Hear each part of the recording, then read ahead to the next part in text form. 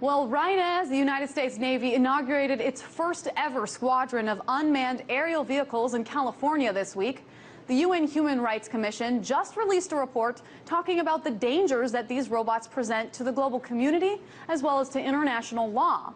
The report's author, Christoph Haynes, went so far as to call for a worldwide moratorium on the testing, production, assembly, transfer, acquisition, deployment, and use of these machines.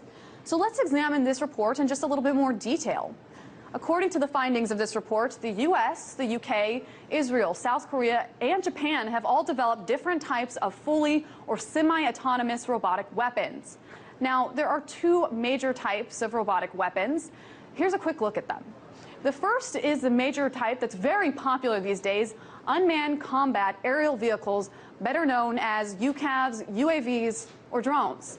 These machines are semi-autonomous, meaning that they don't need a pilot in the seat, but that there is some type of human controller in a room somewhere monitoring this robot and making its decisions for it.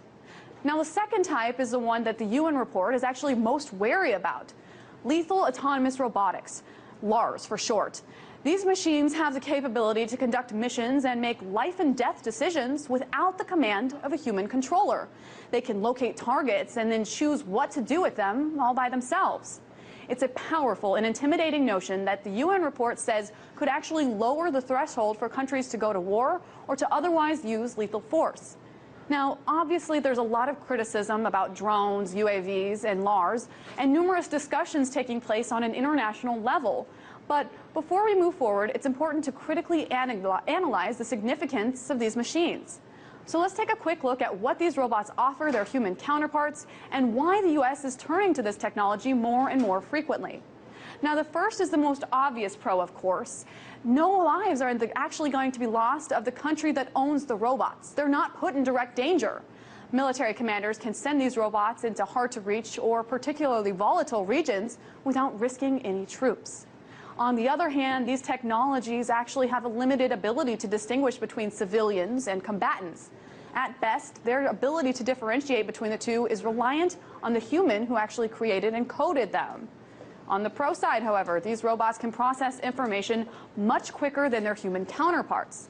In battle, time is of the essence, and every second counts when it comes to decision-making. So the decision-making process for these machines is actually measured in nanoseconds. But that can also be a bad thing when it comes to UCAVs. A semi-autonomous robot can actually process information much quicker than the human controlling it. So it can actually act before the controller understands what's going on. On the pro side, these machines are not motivated by self-preservation. Therefore, they will fight to the death if necessary to achieve a stated goal. But then again, they do not take future repercussions into account for the army or for the country. On the pro side, UCAV and LARS technology will not cause purposeful suffering such as torture or particularly painful deaths. Their mission is the quickest means to an end. But when it comes to thinking outside of the box, to look at all angles of what they are doing and to consider options other than killing in order to achieve a goal, essentially thinking on your feet, that is actually out of the realm of possibilities for these robots to date. Now, something many people won't give thought to: these robots will not rape. This might sound like a silly thing to you, but let me tell you why it isn't. Rape is just as common in war, and it's not just common, it's rampant. I'm not talking about American soldiers in Iraq or Afghanistan, although several cases have actually been reported. I'm talking about places like Syria, Mali, the Congo, and Sudan, where it is also used as a weapon of war. Which brings me to my last point, that human emotions are not taken into account. These robots are not motivated by revenge or anger, panic, prejudice, or fear, unless their programmers specifically write it into their code. But that can also be a bad thing, because these robots lack emotion like empathy. Now, obviously, there are a lot of arguments for and against these killer machines. Regardless, countries around the world are forging on to be the first and to be the fastest to create these machines. We really are entering a brave new world when it comes to killer technology.